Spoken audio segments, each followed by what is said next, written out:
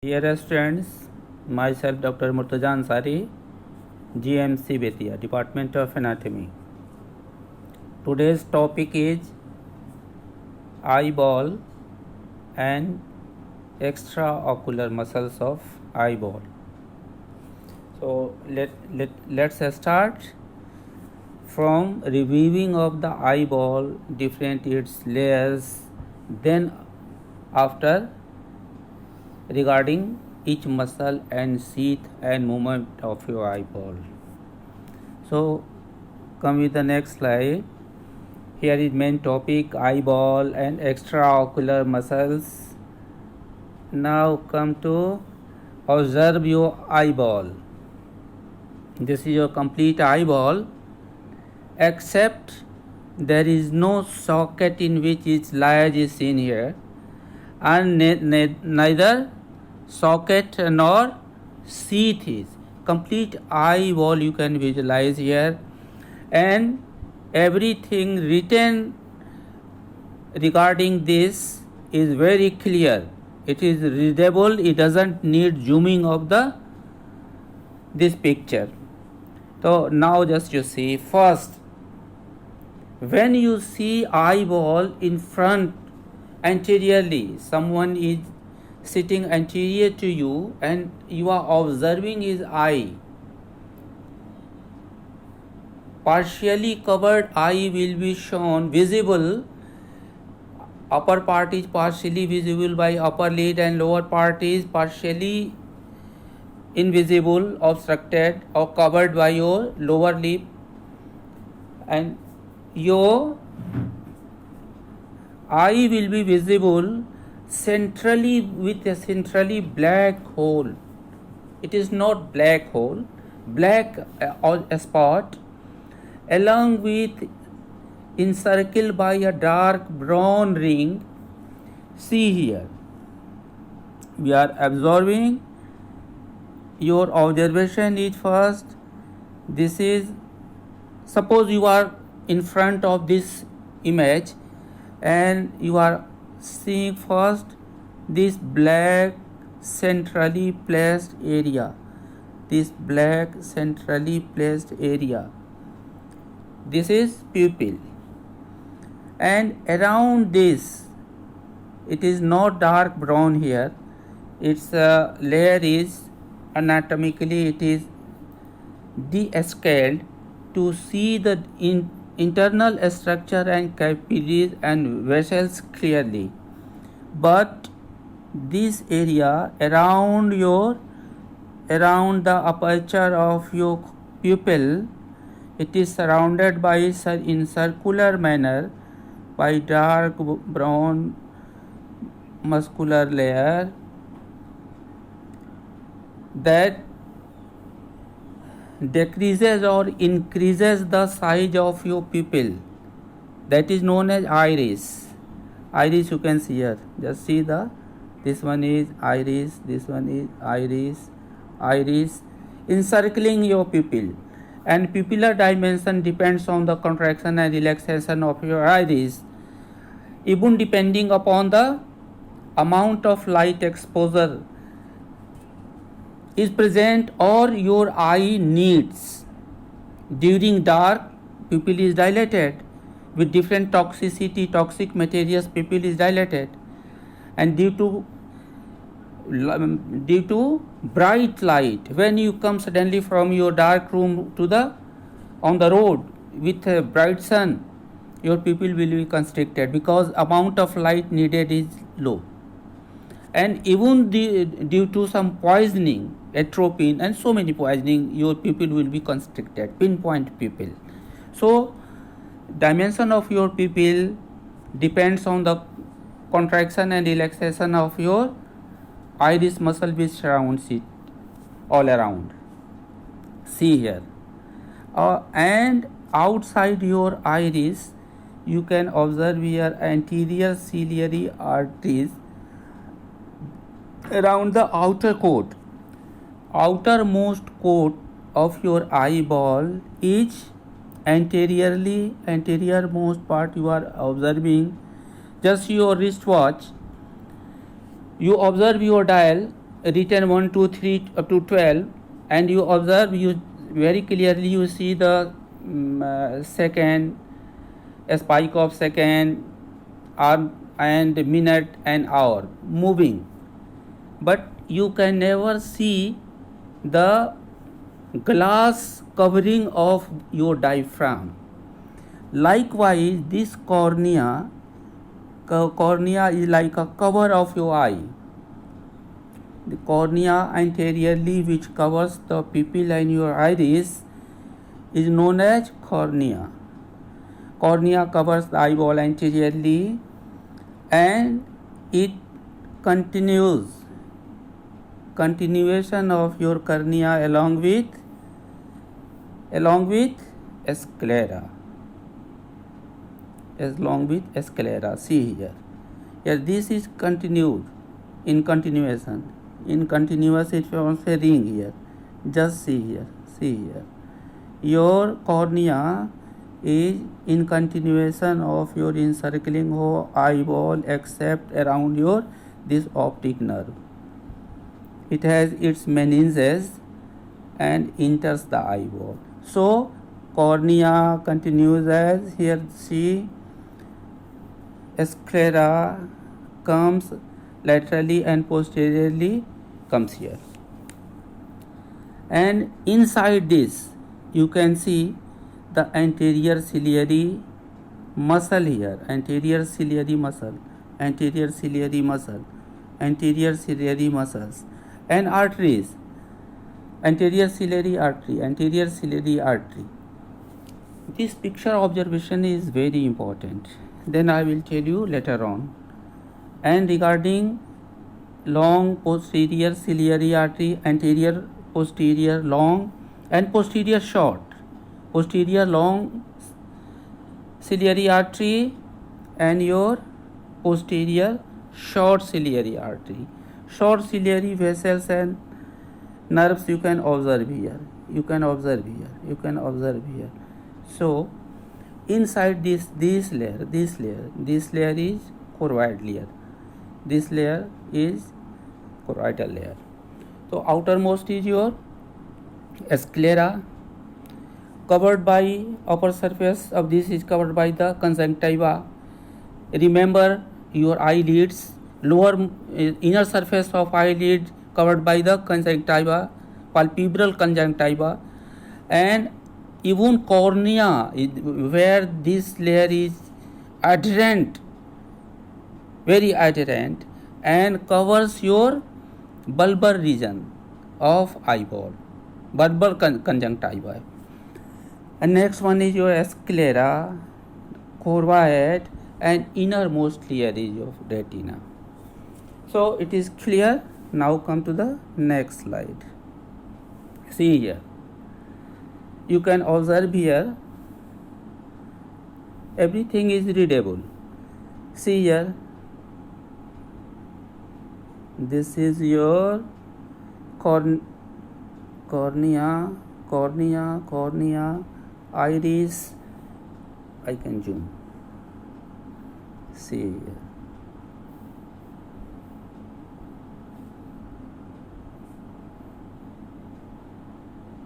See here.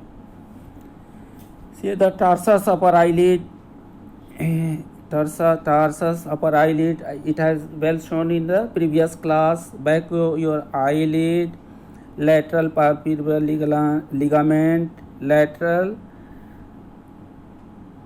check ligament. This triangular bilateral triangular ligament is known as the check ligament, triangular area. And see here. See other parts.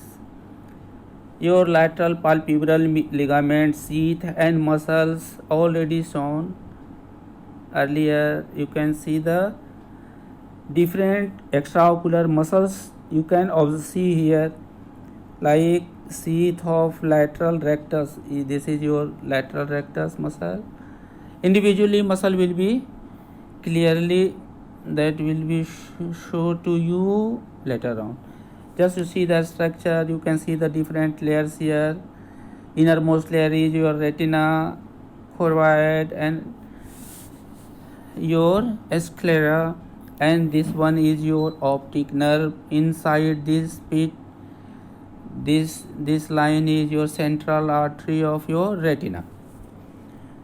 So come over this area. You can see the different parts, different layers here. Sclera is here. Your retinal layer is innermost, pink, staining pink colored, and other check ligaments here. See the sheath here of your optic nerve. So when it takes a section, these structures will be clearly seen. Your lens is here, and your posterior chamber is here. Anterior chamber in between your iris, anterior surface area of your iris, this iris, and behind the cornea. This is anterior chamber, but posterior chamber is behind your iris, anterior to the lens. This one is lens. This one is a yellow color, it is lens. Anterior chamber, remember here. Anterior chamber and posterior chamber. It is of great importance, and so many clinical aspects will be dealt later on. So simple structure, when your sclera is descaled, structure visible earlier in slide, and in this section you can observe this orbit and your eyeball. So come to the next slide. See here. Just observe here.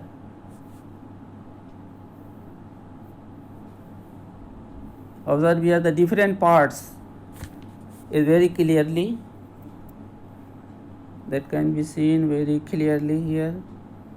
Observe here your cornea. This is cornea. Anterior chamber is here, and posterior chamber, pink color here is your posterior chamber. And see here the iris, lens, well visible, and iridocorneal angle. This is iris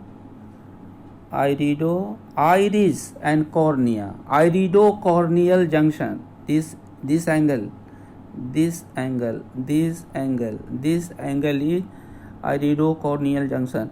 It is of very importance because while dealing with the glaucoma, raised pressure of your eyeball, that is otherwise known as glaucoma.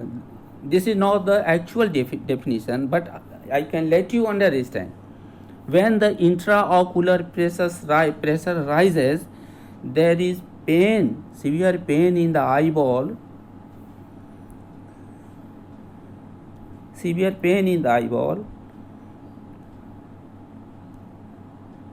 And this angle is of importance. Why? This angle is of very importance because this is closed, becomes narrower. Sometimes leads to infection of your iris, and post-operative case of your lens cataract, this angle is closed sometimes. This angle is closed. Iris becomes sticking to the cornea. This angle is obliterated. And also there is increased pressure due to there is no transmission of this Golgi complex to the aqueous humor and vitreous inside the both chambers. Communication is blocked, and it's a very painful condition. That's why this angle is very important. So come to the next slide. See here, up now regarding the layers of your eyeball and its movement. First, just I shown earlier, outer one layer is anterior 1/6 area of the eyeball is covered by cornea. See here, outermost area, anterior 1/6 area of your eyeball is covered by cornea, and posterior 5/6 area is covered by sclera, 2 areas, and middle area uvea or uveal tract. It has 3 parts: iris, ciliary body, and choroid. And innermost layer is of retina. Now come just before this slide. Here you can see the this area, iris, Golgi body, and apparatus here iris and other parts I mentioned is here. Okay, come anteriorly. Your ciliary body is there. Ciliary body and ciliary artery just shown. Just see ciliary body. Here is the ciliary body. Ciliary body is here. Okay, come to the next slide. Regarding your 3 layers, outermost layer anteriorly, anterior 1/6 of area covered by the cornea, posterior 5/6 area is covered by the sclera. Both are in continuation. Second one layer, middle layer is or uvea or uveal tract. This tract consists of 3 parts: anteriorly iris, ciliary body, and choroid. Innermost layer is retina. Come over the next slide. See here, it's a very excellent and good section of picture of your iris, cornea, lens. Regarding this, very clear, you can see here, this is lens, this one is lens, whole this is lens in cut section, and innermost area your lens is nucleus of your lens. Here, nucleus of your lens, where is situated? Nucleus is here. Very good section. Remember this picture always. Now come over the other lens. Here this is lens. And have you ever seen your iris? Just I will mention anteriorly, it is a bed like, carpet like a structure, foamy. See the waves, and anterior and posterior bed of your, this is an excellent picture. See here how wavy is surface of your iris, and different layers you can observe here. Folds of iris, these are the folds of iris, and this angle I have mentioned just earlier, this angle, iris, and this part is your cornea, this corneal irido junction, this angle is very important. And anterior chamber, earlier shown, this one is your anterior chamber. Now come over the, see here, your cornea is this cornea, and endothelium anterior chamber. Endothelium of your this cornea has a yellow strip. See here, outside your these dots.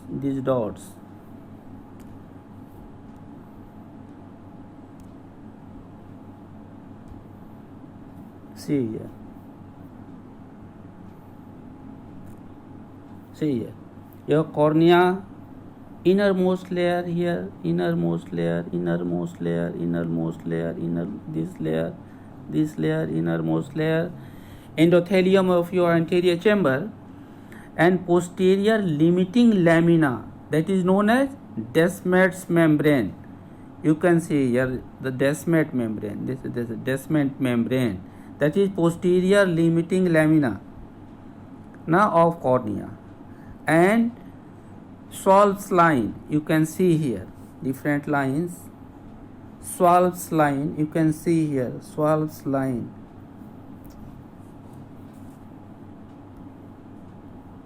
Schwalb's line you can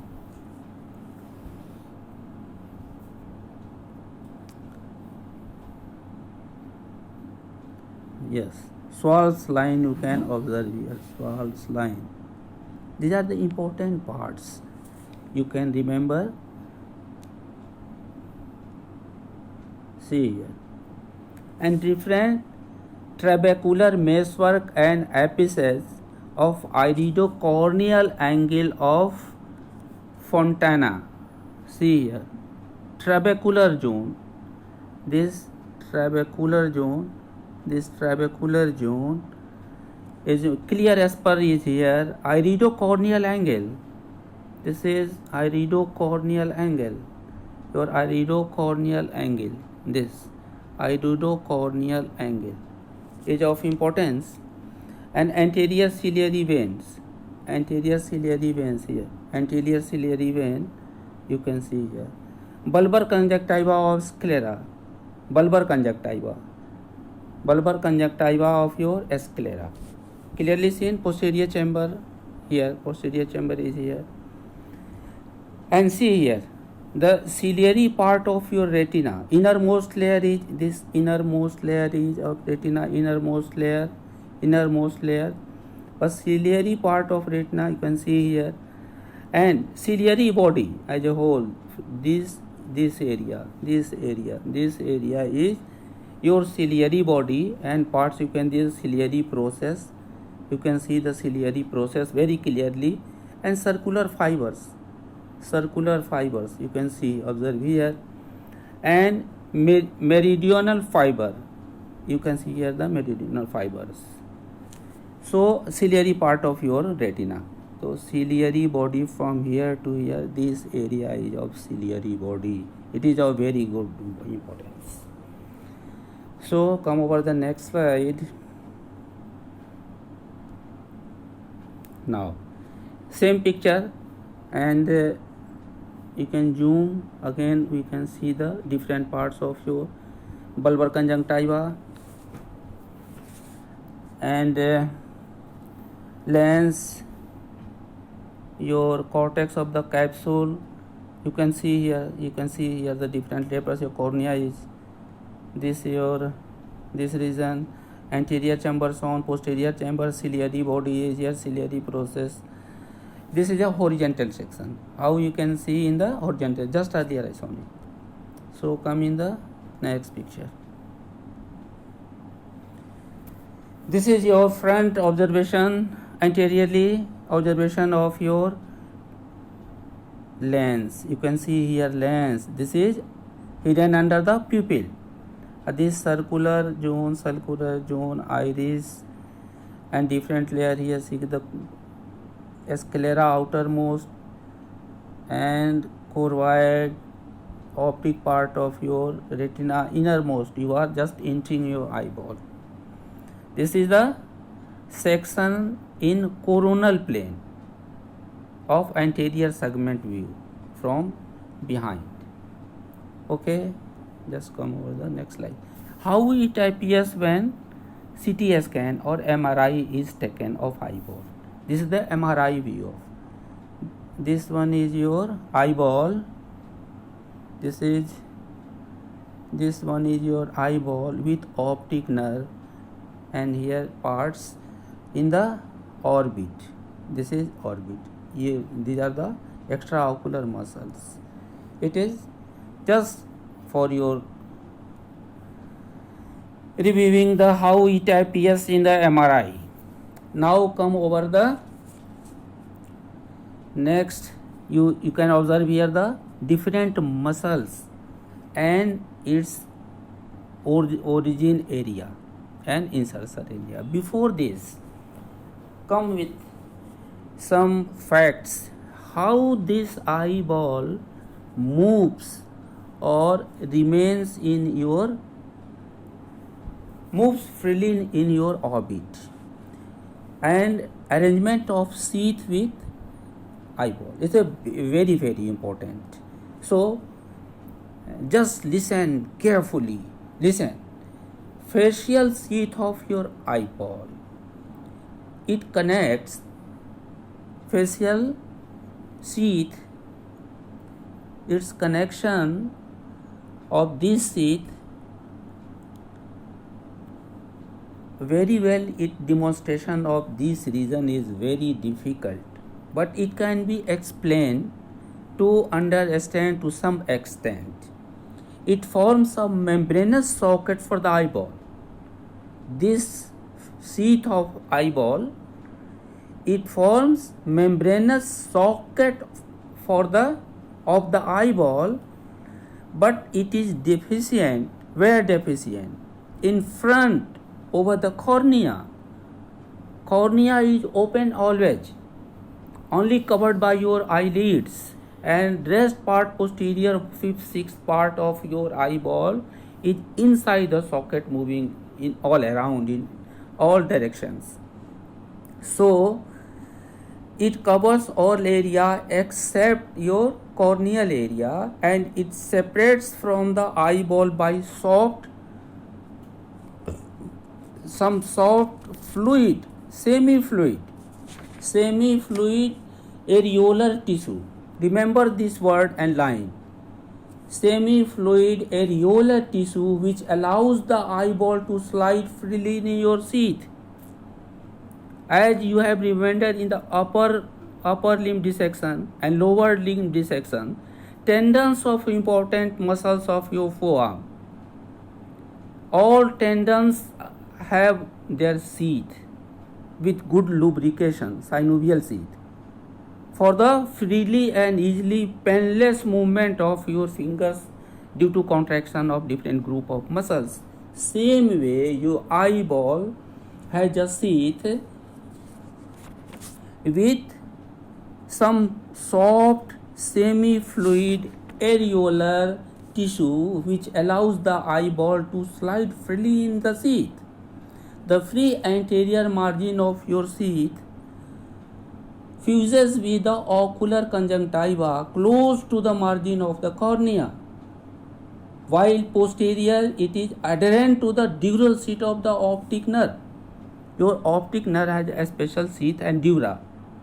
So this sheath is fused with that dura of your optic nerve. This is of very good importance to understand how it moves painlessly and without any getting a strain. Your eye moves. I don't feel any pain with. Now just see here different parts, different muscle you observe here: superior oblique and superior rectus, 4 recti and 2 oblique. 4 recti, superior rectus, inferior rectus, there are the extraocular muscles. You observe here, in details I will tell you later. The origin of roof of, you can see here the superior oblique muscle here, superior oblique muscle, this red strip, a small red strip, 4 strips here, one is here, and to this, see this long muscle, tortuous long muscle you can see here. It is of very good importance. 4 recti: superior rectus, inferior rectus, medial rectus and lateral rectus. Just you remember here pulley while dealing with the origin and initiation of the different muscles. I will discuss the pulley. And this is origin area of your, this eyeball is the socket of your orbit. Here will be the frontal bone and its margin, and this will be the maxillary part, this is the maxillary nasal part, and this will be the zygomatic area. In this socket your eye is here and your muscles are shown here, origin further. So now comes the next slide. See here, different nerves exciting around this ring, these red color pillar like structure and muscles you can getting out of this ring. So what is this? This ring is the common tendinous ring, which is the main area of the origin of different extraocular muscles, and inside this is your optic nerve. So this tendinous ring surrounds the sheath of your optic nerve from where our recti muscles takes origin, and get inserted over your eyeball or over the sclera to move it in different directions. Upper division you can see different nerves exiting here different nerves. You can abducent nerve, you can see that is lateral rectus muscle. This much is superior rectus muscle. See here, you can see the different superior rectus muscle, you can observe here. Trochlear nerve is here, upper division of third nerve you can see here, and just see your levator palpebrae superioris muscle, trochlear nerve.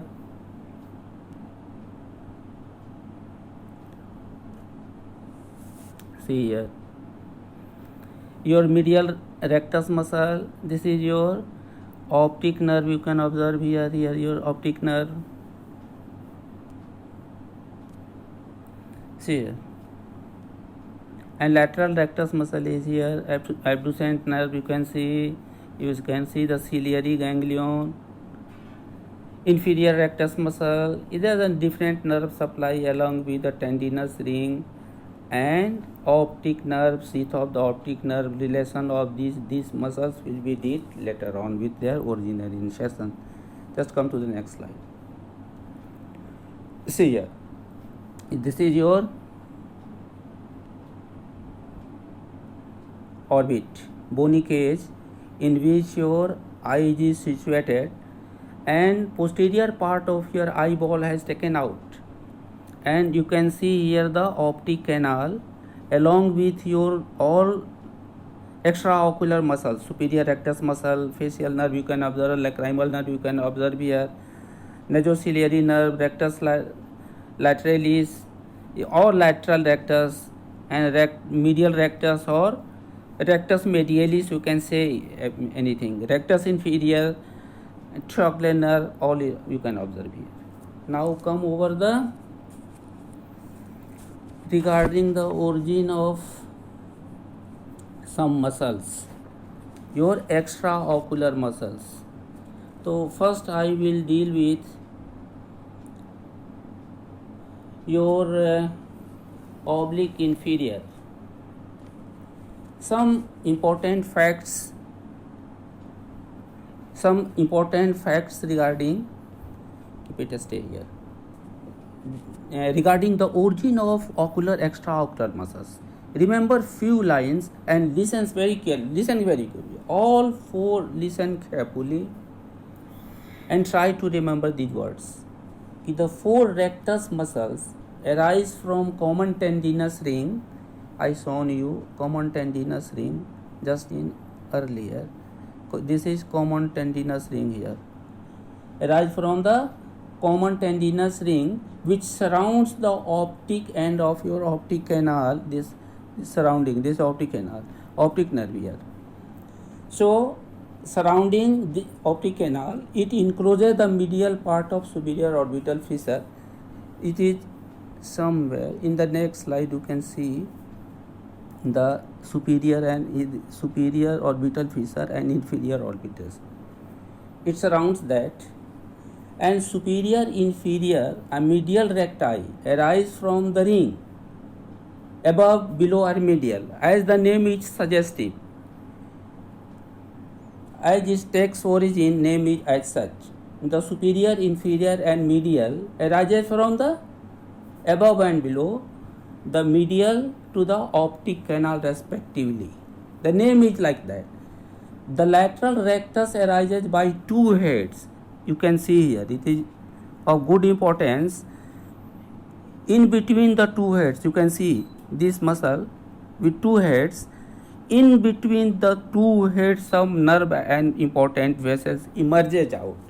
So this question is asked frequently in your exam and viva.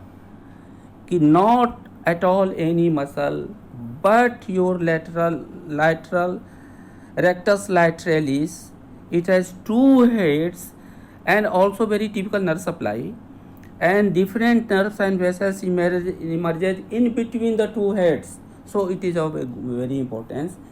Arises by two heads, lateral part from the lateral part of the ring and adjoining margin of your orbital fissure. You can see here the orbital fissure. See here, orbital fissure. Orbital fissure you can see here. So it arises by the two heads from the lateral part of the ring along with the adjoining margin of your orbital fissure, adjoining part of the orbital fissure, and around the two area. The two divisions of oculomotor nerve, remember this nerve, remember always, remember the two divisions of oculomotor nerve and the nasociliary nerve, the abducent nerve and the ophthalmic veins. Remember, two divisions of oculomotor nerve, the nasociliary, the abducent and ophthalmic vein pass between the two heads of this muscle. The superior oblique arises from the body of the sphenoid between the superior and medial recti. The inferior oblique is entirely separate from the others and arises from the floor of the orbit far forward on the medial side. It arises the far forward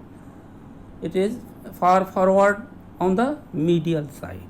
So important muscles with origin and insertion and nerve supply is asked frequently.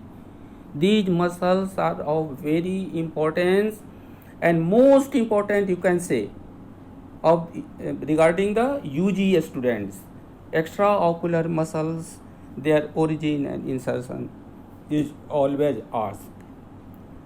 So remember this muscle. And regarding oblique inferior, it arises from a small area of the floor of the orbit. Regarding your this inferior rectus, obliquus inferior oblique muscle, you have to remember oblique inferior, you can see, and remember regarding this, okay, a small area of the floor of the orbit just lateral to the opening of the nasolacrimal duct. This one area, see here, this is the maxillary part, and this medial part,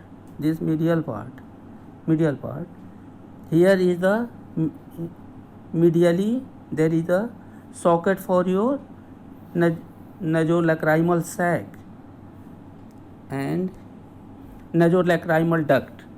So this muscle arises from this region. Remember this area of your orbit. So it a small area from the floor of the orbit just lateral to the opening of nasolacrimal canal. Just canal. It was a blind canal, closed upper and open in the inferior meatus, and medially bean size small is your lacrimal sac. It passes laterally and slightly backward below the inferior rectus and curving upward. In the previous one slide you can see, just see here this muscle, this pulley like your inferior oblique. See this muscle, your inferior oblique muscle. This is this area of origin. See here, it curves here. This muscle is inferior rectus and this is lateral rectus. How it curves and goes forward. Inferiorly comes here. See how it takes turns. This course is of very good importance. Same way this course is very, here is pulley for your superior oblique muscle. See the course.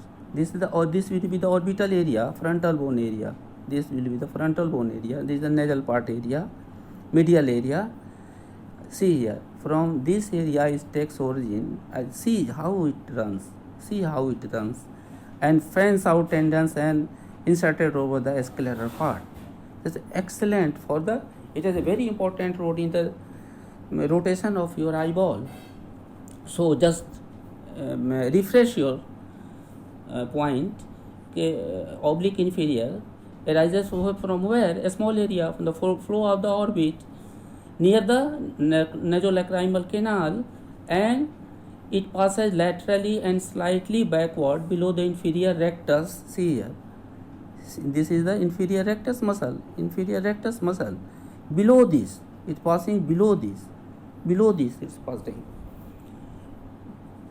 Curving upward, it is curving upward. So nice picture. Upward ends in a flattened tendon which is inserted into the lateral side of the sclera. This area scleral region.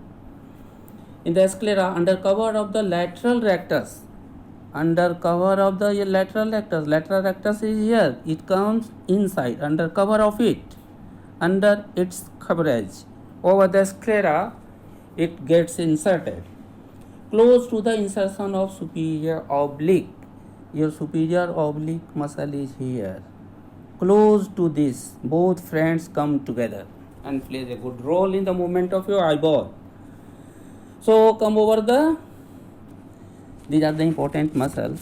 Superior oblique all has seen. All recti have common origin, this common tendinous ring, except two very important muscle, one from the upper surface margin of your eyeball and floor of your orbit.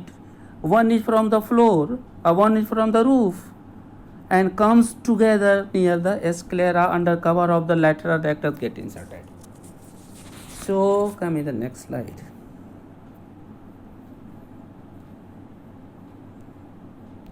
Just here, see here. Now see now nerves. Regarding the nerves, one has so many formulas and everyone tells very good proverb. It is very pleasant to listen. LR6 and SO4. All muscles are supplied by third cranial nerve, and your two muscles have their separate nerve supply. As for example, all muscles of your eye, remember and note down this line. All muscles of eyeball supplied by third cranial nerve except superior oblique, which is supplied by fourth cranial nerve, and lateral rectus, which is supplied by sixth cranial nerve. Again I am repeating. All extraocular muscles of your eyeball supplied by third cranial nerve except superior oblique, which is supplied by fourth cranial nerve, and lateral rectus, which is supplied by the sixth cranial nerve. Write down, remember at once. Remember it at once forever. In all exam, all viva, it will be asked from you. And formula is your simply LR6 and SO4. So regarding some movements of your eyeball, just you observe here. Your this line is a median line, and eye, this one is lateral part, this one is medial part, this one medial part, this one is lateral part, this is lateral part. So both eye you can see here. This eye, it is abducted laterally. Right eye is abducted laterally, and in this picture this is medial canthus, medial area. So this area, your eye is adducted medially. This is left eye, this is right eye. So see the different directions and arrow of superior rectus, how it acts. Superior rectus, it will pull up, lateral rectus laterally, inferiorly, medially. So in all directions, but in details, we can summarize the different actions. Action of extraocular muscles are frequently asked and very important. See here, superior oblique muscle, inferior oblique muscle, inferior rectus muscle, superior rectus muscle, medial rectus muscle, lateral rectus muscle. Primary action of these muscles over the eye, normal eye, is action of superior oblique muscle is depression, abduction, intorsion. But in abducted eye, when eye is abducted or rotated laterally, the only one function this superior muscle of superior oblique will do, that is only intorsion.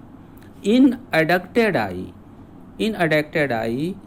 only action is your depression. This is frequently asked. This question is frequently asked. With abducted eye, with adducted eye, with when already eye is adducted, superior oblique will depress the eyeball or your cornea. So regarding inferior oblique main function is the elevation, abduction, extorsion, and during abduction only extorsion, during abducted eye only elevation, inferior rectus depression, adduction, extorsion, in abducted and adducted subsequently only depression and only extorsion can be done by this muscle. Superior rectus muscle, important in normal eye function is the elevation, adduction, intorsion, only elevation in condition when the eye is abducted, and only intorsion is in when the eye is adducted. You remember this chart, go through frequently, so many times go through this table and remember this. Please remember this. It will be asked frequently, asked question frequently. See here, medial rectus only adduction, lateral rectus only abduction. Always so, for your exam point of view, remember this chart regarding the action of your different extraocular muscles. You went through the origin, insertion, nerve supply and action of your extraocular muscles with different peaks. Now come over the layers of your eyeball. While observing the inner surface, you observe the outer surface of your eye, and how can you see the innermost layer of your eyeball? It is not possible for you due to with naked eye. How one can see inside the eyeball? So with the help of ophthalmoscope and dilating your pupil with some drugs, with a help of ophthalmoscope, when you see inside your pupil, what we observe? The excellent view. See the how your retina glows. This person is the innermost surface you can see from the ophthalmoscope. See here how many good garden, branching, trees like structure, and see here the glowing rising sun. See the glow. This is the inner picture of your inner area, inner surface of your retina. This one is your glowing one. It seems as if sun is rising with a small reddish yellow ball is rising up in the sky. Same way it glows very nicely. And some bushes like branching, some coming out of this cup area, glowing yellow disc area.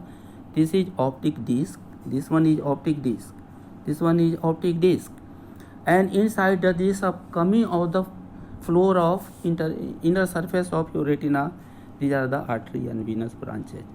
These are the, see here, superior temporal, retina, arteriole, and superior and inferior branches are different artery and arterioles. Nasal branch, temporal branches. Above is the nasal branches, in the inferior nasal branches, inferior temporal and superior temporal. And this one area, see here, gray area, this area, inside this area is a pit, is a here is one spot. It dazzles while observing this area inside the eye. This area dazzles through ophthalmoscope, you can see the dazzling small area. This center of your optic disc is there is no any sensory sensors for the vision. This one is your area of vision here. This one is the excellent area of your vision. This one is your vision area. That is known as macula. This disc is macula. Inside this disc is a spot known as fovea centralis. This area is of acute vision. If this is lost, your vision will be lost. So it is very nice that a miracle of God you observe here. Doctors are that persons who directly observe the miracle of God. You guys read more, read well, be beneficial for the humanity, and have a healing hand for the community. Go on reading, read well, and be a good scholar, so that we can serve this humanity and better understand the miracle of God.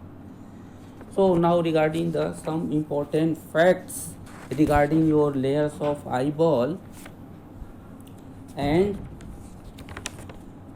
your cornea, your pupil, and every part, some important facts. I have shown you anterior chamber, posterior chamber. So regarding aqueous humor situated in the anterior septum, it is a watery secretion filled up anteriorly and posterior chamber of your eyes. These are the watery secretion which fills the anterior and posterior chamber of your eye. Ciliary body, anterior ciliary muscles, lens and ligaments. They are of very good importance. Eye and iris, most important, it is a contractile diaphragm. It acts as a contractile diaphragm, and some chromatophores present over the iris. Some pigmented dark, it is seen dark due to chromatophores pigment of this area. Your eyeball has 3 concentric coats. External is the fibrous coat, cornea anteriorly, scleral. Now I am summarizing this chapter. Second one, middle is the vascular coat. Your choroid is highly vascular. It is a vascular coat. And your middle is a highly vascular coat that is known as choroid. It is heavily pigmented anterior area of your first layer, outer coat. Iris is heavily pigmented, ciliary body and your choroid. Choroid venous plexuses are present here. Layers of capillaries are there in choroid. And retina, outer pigmented layer and inner neural layer. I will deal in the next, just after it, the layers of retina. So regarding optic disc, very interesting feature is this optic disc is insensitive. This has no sensation. Optic disc is insensitive to light and otherwise known as blind spot. Lateral to it, this area, lateral to this area is depressed area, yellowish area, maculae. A central part of it is most sensitive, responsible for the most acute vision, fovea centralis. And retina and your optic nerve develops from embryonic forebrain. They develop from embryonic forebrain and optic vesicles. And one question here lies, what is papilledema? Papilledema is the swelling of optic disc. Optic disc, this your optic disc, this area, swelling of this area occurs in that known as papilledema due to hypertension. And regarding your cornea is also avascular. Its central part receives oxygen from air. Most part gets nutrition from aqueous humor. And cornea is pitted. It gets nutrition from air. It's a very important. And other important facts. Avascular zone is your cornea, lens, optic disc, and fovea centralis. So come over the other diseases. Come over the retina. Now come over here. Layers of your retina. It is of very importance. So how I am enumerating, coming outer to inner. See this layer, outer to inner, outer to inner. See this layer, this region. This outermost pinkish area is sclera. This region is green ring is choroid, and innermost see here cells with nucleus like, as if it looks cell with nucleus, but it is not so. These black areas, these black spots with around the nucleus are the melanin cells or melanin cells.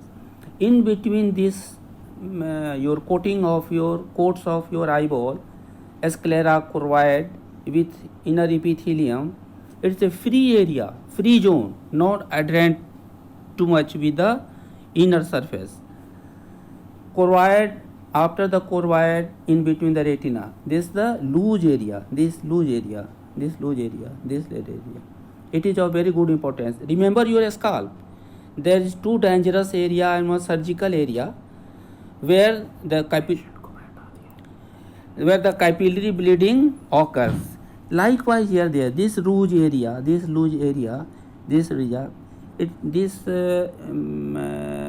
at particular this layer, detachment of these two layers, inner layer of your choroid, this choroid, and your retina, and this retinal layer gets detached.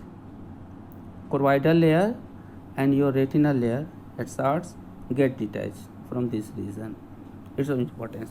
So just your enumeration, you can see the some ganglions, unipolar ganglions of here, rods and cones. How are they arranged? These are the see here just as spots will be discussed later. The rods and cones in different shape with unipolar ganglionic layer, unipolar cells. Again they come with the axon. Second one, this ganglionic layer is bipolar. This one it is only unipolar, here unipolar ganglion, and this unipolar, this is bipolar. Remember this. Second layer neuronal layer, and third one here layer, last layer of ganglionic cells, nerves, receiving your coming fibers, coming out. These innermost fibers, they receive all senses and relay, communicate together with all retinal layers, and finally comes down with a transmitting images or transmitting sensation to your optic nerve fibers. Just you see in the next picture, all points here, 1, 2, 3, 4, 5, 6, 7 on 10 layers are here. The visual pigment, how it acts, these layers how acts. In nutshell, the phototransduction, the visual pigment lying over the rods and cones, the phototransduction, they transduct the photo, means rays, light, they transduct light energy is converted into electric impulses. After the photoconduction, light energy converted into the electric impulses, and retinal pigment epithelium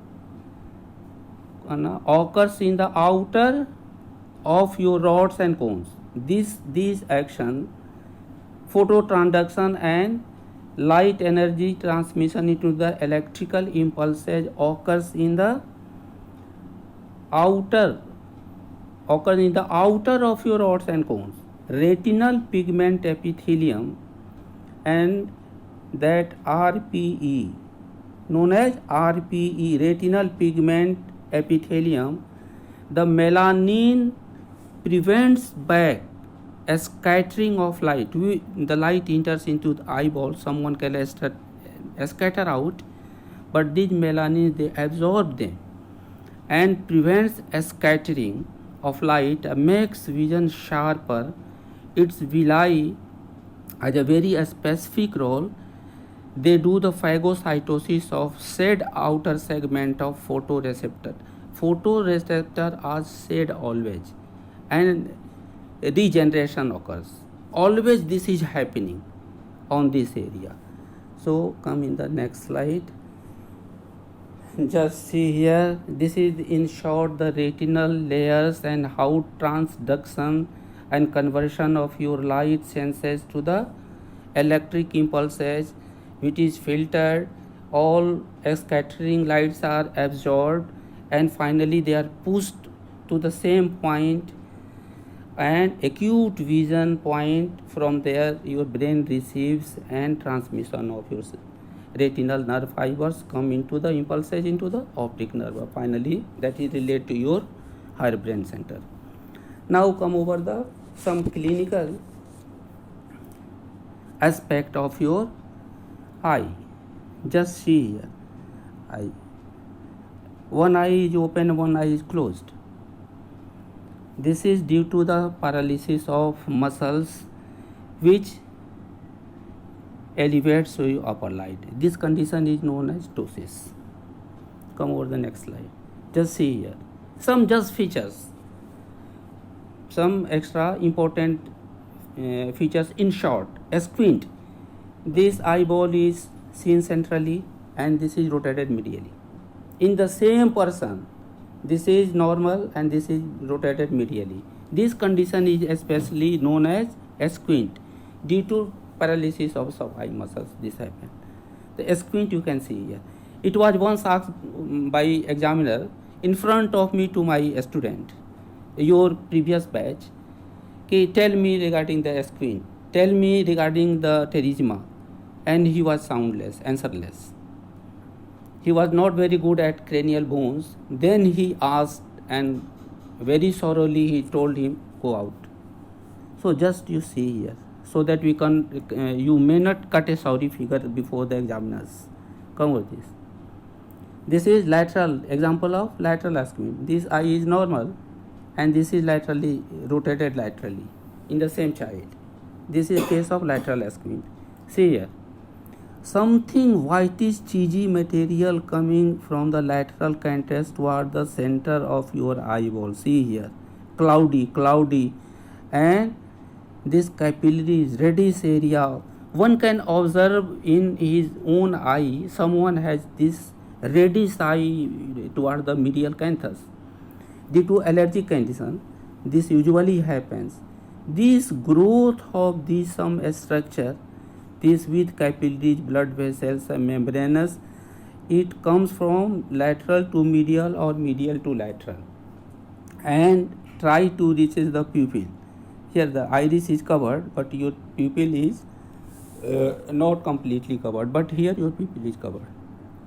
So this condition and growth, abnormal growth, clinical condition is known as pterygium, and pterygium may affect your vision as it is going to affect this eye. There will be no vision because your entrance of light has been obstructed. Simple condition, it has only surgical removal. See here, this is a opacity of your lens. This is a complete opacity here, like cloud, like curd, white, like white stone. You can see here. This lens is becomes opaque. That is known as cataract. In some conditions, it is congenital. When child comes with congenital cataract, that is congenital cataract, and with aging it is senile cataract. opacity of your lens erosion cataract. So see here, this ring, cloudy ring, see here, this cloudy white zonal ring, iris is here, pupil is here, inside is lens, and bulbar conjunctiva is here, limbus. Your limbal area, this limbal area is white cloudy.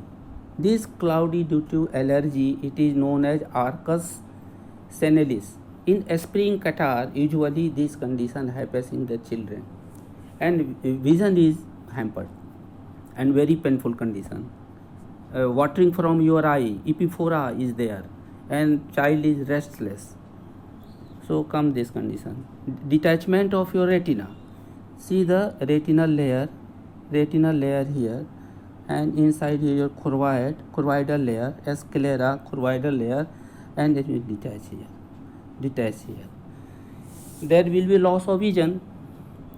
Loss of vision may be complete blindness. See here how it has detached. Your retinal layer has detached from your choroidal layer. So this is a case of retinal detachment and loss of vision. See here. This is different condition of synechia. Just I have told you observe the anterior chamber and posterior chamber of your eye. Iris, due to infection, it can swell and it can stick to the posterior part of your cornea and anterior surface of your lens, making the condition anterior and posterior synechia. There are so many conditions, and when it is taken over there, and due to inflammation of your iris, it becomes swollen and it's taken over your lens.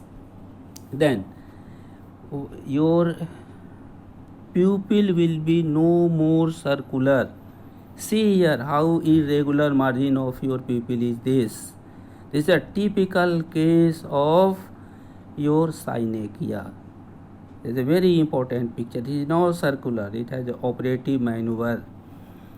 And in the glaucoma, closed angle glaucoma, it's a very painful condition. This may lead to that condition. It is a very typical case of central posterior synecdoche case. So summarizing clinical conditions, remember ptosis and double vision due to different change in the axis, your visual axis and your axes of your eye. It is very important, and it is asked in the question. Your point of 3 points are very important: point of fixation and point of nodal and point of fovea. These 3 points makes the different axis. One axis is visual axis and second one is your optical axis. Due to change in the different muscle and diameter, curvature of your different eyeball, anterior and posterior region, this is changed, and picture is not focused. Light is to make at a sharp point to make a clear vision. There is blurred vision and duplication of vision. One picture looks two. This condition is known as diplopia, double vision. Nystagmus, squint, pterygium, senile or limber, different types of spring catarrh leading to the arcus senilis, detachment of retina, and one most important condition when central artery of retina is occluded due to any pathology, there is a complete blindness. Sudden and complete blindness is there, and glaucoma is there, and synecdoche are there. So many details about the eye. Go through the eye. Best of luck. Remember your extraocular muscles, origin, insertion, nerve supply and their action, retina, retinal layer. Somehow you go so many times and remember this all. Is a very important class, and I hope it will be helpful for you. Thanks a lot. We'll meet in the next class.